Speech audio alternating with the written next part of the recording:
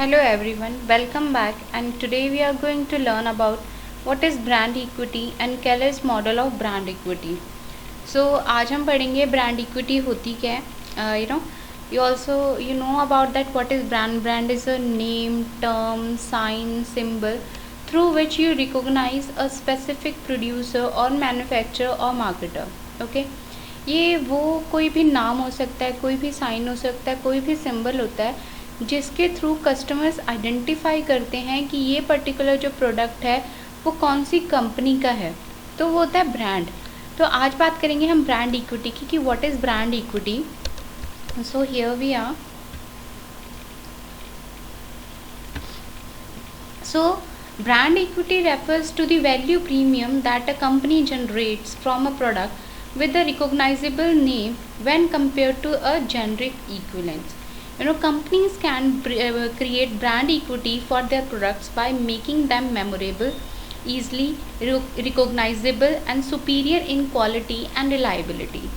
इसका ये मतलब हुआ कि जब एक ब्रांड होता है वो अपनी इक्विटी कैसे बनाता है, जब लोगों के दिमाग में, लोगों के मन में एक प्रोडक्ट को लेके, एक ब्रांड को लेके एक इमेज छप जाती है. ठीक है, उसको वो नाम हमेशा के लिए याद हो जाता है, लोग उस नाम को बहुत आसानी से पहचानते हैं. ठीक है, और वो क्वालिटी वाइज भी होता बहुत अच्छा है और उसके ऊपर आप क्या कर सकते हो, रिलायबल भी हो सकते हो. तो दैट इज़ ब्रांड इक्विटी. अगर हम बात करें, एग्जांपल लेते हैं आगे कि कैसे ब्रांड इक्विटी. जैसे आप देख रहे हो कि मैगी की ब्रांड इक्विटी इतनी ज़्यादा अच्छी है और उन्होंने अपनी ब्रांड इक्विटी इतनी अच्छी क्रिएट कर रखी है कि लोग जब मार्केट में जाते हैं या उनको कुछ खाना होता है तो वो सीधा बोलते हैं कि मुझे मैगी खानी है. अब मैगी क्या है, ब्रांड. कोई ये नहीं बोलता कि मुझे नूडल्स खाने हैं जो मैगी है, मैगी का ब्रांड है. सब क्या बोलते हैं, मैगी खानी है. एक और एग्जांपल लेते हैं. जब कोई वुडन वर्क करवाता है तो सीधा बोलता है कि हम सनमाइका लगाएंगे इसके ऊपर, जबकि Sunmica is also a brand name. वो भी एक ब्रांड नेम है, बट आधे से ज़्यादा जो दुनिया को ये नहीं पता कि सनमाइका एक ब्रांड नेम है. ओके, वो शीट होती है, वुडन शीट होती है जिसको इतना ज़्यादा पॉपुलर किया गया. एक और एग्जांपल लेते हैं. फॉर एग्जांपल कोलगेट टूथपेस्ट है. लोग मार्केट जाते हैं, वो सीधा बोलते हैं मुझे कोलगेट दे दो, वो ये नहीं कहते मुझे टूथपेस्ट दे दो. Okay, so that is brand equity. जब किसी प्रोडक्ट ने आपके माइंड में इतनी अच्छी रेपुटेशन, चाहे रेपुटेशन बोल लो, चाहे आप रिकॉग्नाइज कर सकते हो उसको वैसे बोल लो, चाहे आपको वो हमेशा के लिए याद रह गया और उसके लिए अब आप क्या करते हो, लॉयल हो चुके हो. आप बार बार, अगर आपने मैगी खा लिया, आपको बहुत अच्छी लगी, आप रिकॉग्नाइज करते हो, तो आप क्या करते हो, फ्रिक्वेंटली हर बार जब आप नूडल्स लेने जाते हो तो आप मैगी ही परचेज़ करते हो. ओके, ब्रांड इक्विटी के अंदर अगर आप कोलगेट टूथपेस्ट के हो चुके हो तो आप हमेशा कोलगेट टूथपेस्ट ही प्रेफर करते हो. सो that is brand equity. Now there are various components of brand equity. The first one is brand association, second one is brand experience, third one is perceived quality, next one is brand loyalty and next one is brand preference. brand association क्या होता है कि आपका जो product है, आपका जो brand है, वो कितना एसोसिएट कर रहा है आपके साथ. Okay, like for example Maggi की बात करते हैं. Association, like in the form they are providing you various taste, various flavors in various forms. So they are also provide for the vegetarian, they are providing vegetarian Maggi. For the non-vegetarian they are also providing in chicken. For the Punjabis they are providing in Punjabi tadka. In Bengalis they are also providing that kind of flavor. So they associate with you. Okay, जब आप एक particular type का brand लेते हो, अगर आप उसके साथ सेटिस्फाई हो जाते हो एंड आपको वो चीज़ अच्छी लगती है, so now there that is the brand experience. Another one is the perceive quality. आप when you purchase that product and you satisfy with the performance of that product, then you consider that the quality is good, and that is the perceived quality. And again, because now you are satisfied, you are happy with particular brand, and now you are every time whenever you have to purchase this product, you just pick this brand. So that is brand loyalty. And if there are various options, various alternatives given to you, and if some competitors try to reduce their prices, still you are going to prefer this particular brand. So that is brand equity, and these are the components of brand equity. Okay, so the next one is, now we are talking about the Keller's brand equity model. Keller's ये जो Keller's का brand equity model था, ये consumer based equity model है. As you आपको जैसे दिख रहा है इमेज में, this is in the shape of the pyramid, and there are 4 components or 4 levels or 4 stages. So first one is brand equity. Second one is brand meaning, that is divided into 2 parts, performance and imagery. Next one is, third one is brand response, that is also divided into 2 parts, judgments and feelings. Last one is resonance, that now we are going to learn about what are these stages. So next, let's move on next. So Keller's brand equity model is also known as CBBE, that means consumer based brand equity. This, when we are consider that our brand is very good, that is not from company's point of view, that is according to the customer's point of view. Okay, so Keller developed these stages on the basis of customers, how important your brand is for your customer, how valuable this for the customer. So that is why Keller's brand equity model is also known as customer based brand equity. Okay, so now you have to build the right type of experience around your brand, so that customers have specific positive thoughts, feelings, beliefs, opinion and perception about it. So brand equity model ये कहता है कि आपको आपके customer के according, आपको अगर आपके कस्टमर के माइंड में आपकी ब्रांड की इक्विटी क्रिएट करनी है, तो आपको आपके ब्रांड के बारे में पॉजिटिव इमेज क्रिएट करनी है, कि लोग अगर उसके बारे में बात करें तो हमेशा अच्छी बात करें, नेगेटिव बात ना करें. Okay, so you have to be more specific. उनके जो ओपिनियंस हैं, बिलीव्स हैं, फीलिंग्स हैं, जो उनकी सोच है, वो हमेशा उसके साथ कैसी रिलेट होनी चाहिए, एक तो स्ट्रॉन्ग होनी चाहिए और पॉजिटिव होनी चाहिए. सो इस वजह से कंपनीज ट्राई करती हैं कि they should promote their brands, like they create a positive image in the mind of the consumer. So they follow the various steps. The first step is that we call that level 1 or step 1, that is brand identity or who you are. In this step, the company is making efforts just to aware the customer that particular kind of brand is exist in the market. Okay, and that awareness is also in correct manner, in positive manner. तो इसके अंदर company क्या करती है, एक try करती है कि कस्टमर सिर्फ उनके प्रोडक्ट को, उनके ब्रांड को सिर्फ पहचाने कि यस, इस टाइप का कोई ब्रांड मार्केट में एग्जिस्ट करता है. तो इस स्टेप के अंदर, और जो लोग अवेयर हैं, तो क्या वो रिकॉग्नाइज कर पा रहे हैं हमारे ब्रांड को. सो दे आर मेकिंग एफर्ट्स कि हम अवेयर भी करें, अवेयर इस तरीके से करें कि हमारे कस्टमर्स कभी भी उसको क्या कर सकें, ईज़िली रिकॉग्नाइज कर सकें, एंड इसके बारे में अवेयर हों, और जो उनके माइंड में परसेप्शन हो उस पर्टिकुलर प्रोडक्ट को लेके, वो क्या रहे, हमेशा पॉजिटिव रहे. फॉर एग्ज़ाम्पल,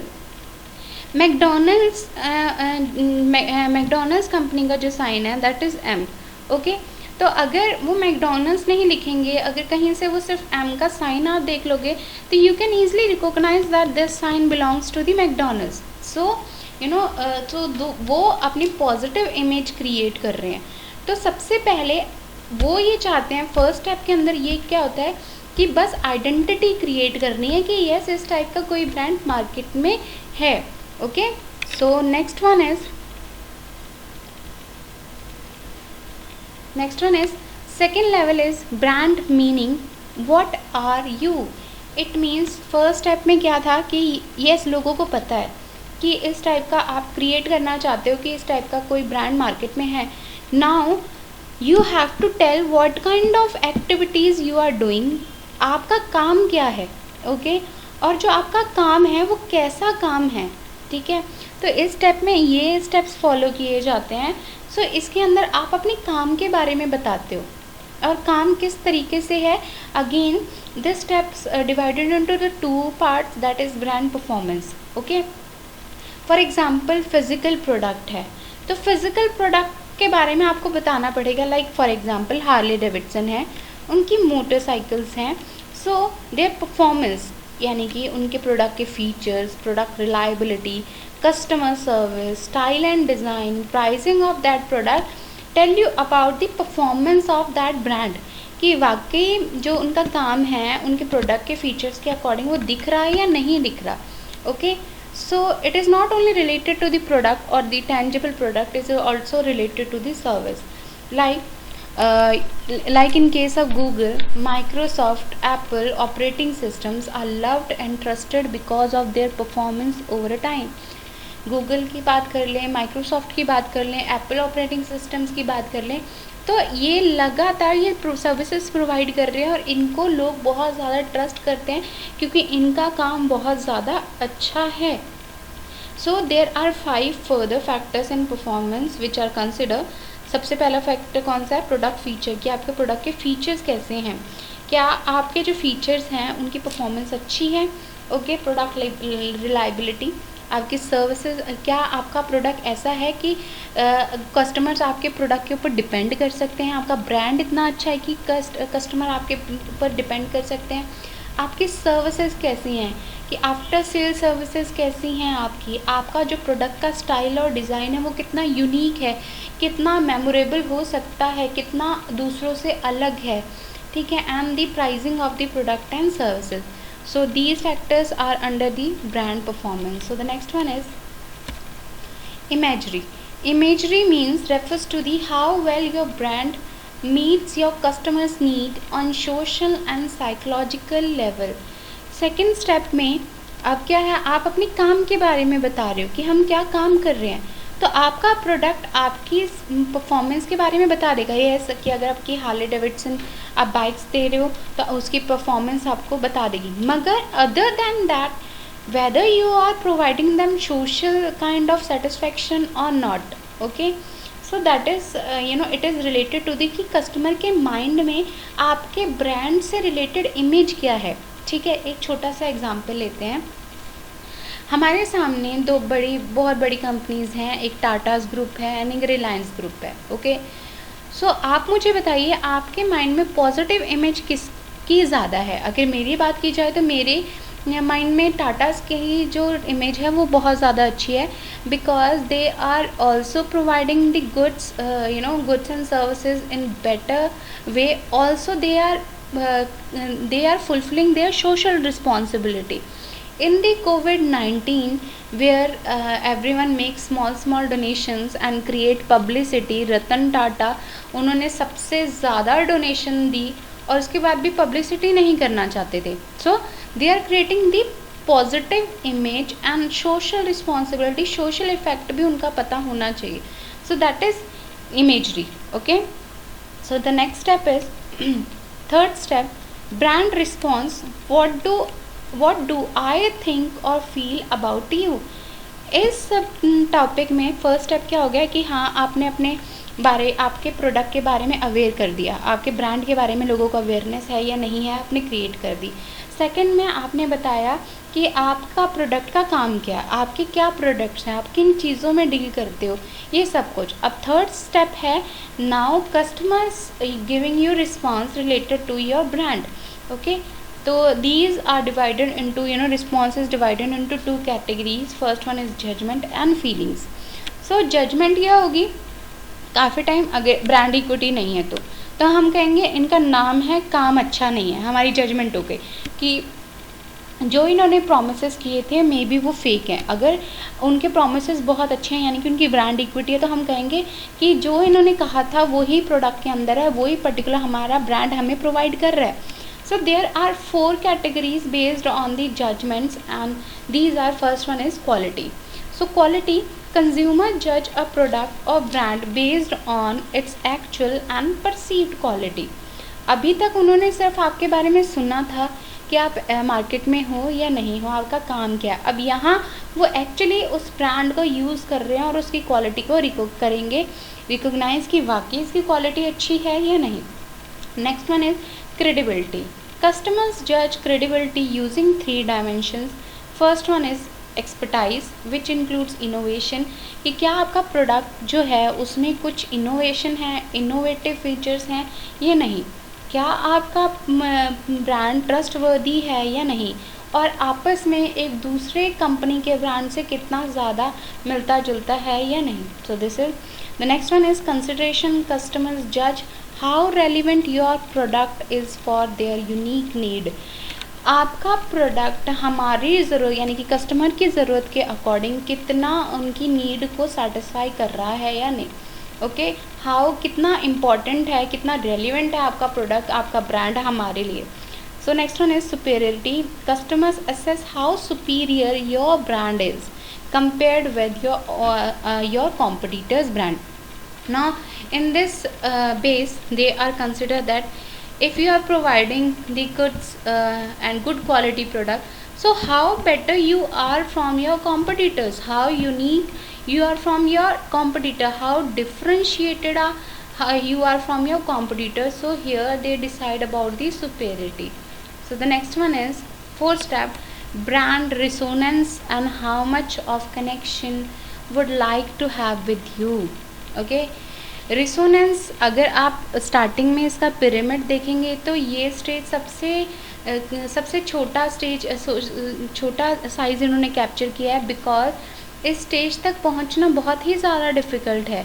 रिसोनेंस का मतलब ये होता है कि अगर आपने कंपनी का प्रोडक्ट ख़रीद भी लिया है तो ख़रीदने के बाद आप उस ब्रांड के साथ कितना ज़्यादा एसोसिएट करते हो या नहीं।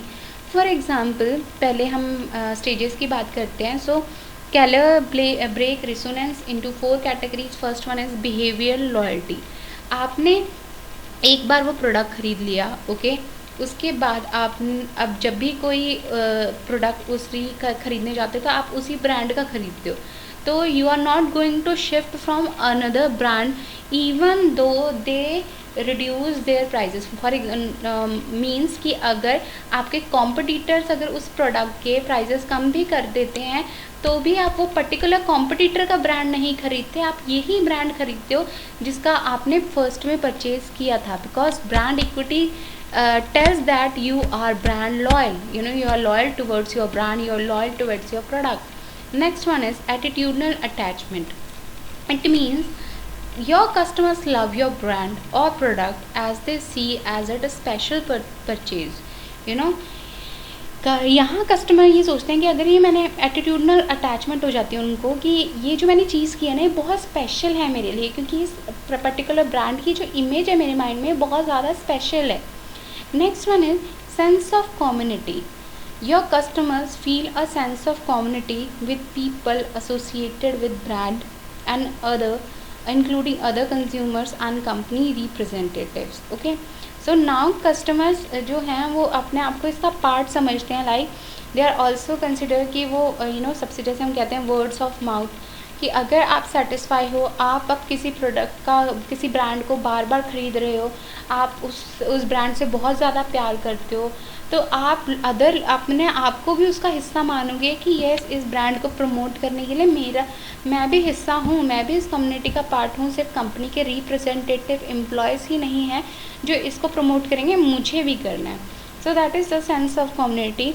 And next one is active engagement.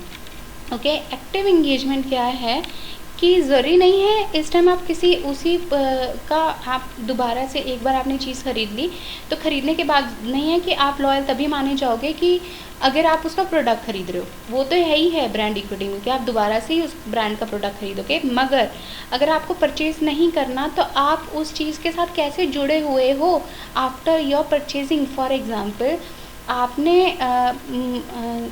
Mercedes car खरीद ली. ओके, सो मर्सिडीज़ अगर आपने कार खरीद ली है तो आप उसके फेसबुक पेज पे, इंस्टा पेज पे उसके साथ जुड़े हुए हो. ऐसा एग्जांपल ले सकते हैं। नेक्स्ट हार्ले डेविडसन का ले सकते हैं। ओके, आपने बाइक परचेज़ कर ली, नाउ कि हर साल वो अपनी रैलीज़ कंडक्ट करता है, अपनी संडे को राइड्स करता है, तो आप उन राइड्स में पार्ट ले रहे हो, that is also active engagement. So these are the 4 levels and 4 steps of the Keller's brand equity model. Thank you for watching this video. Have a nice day.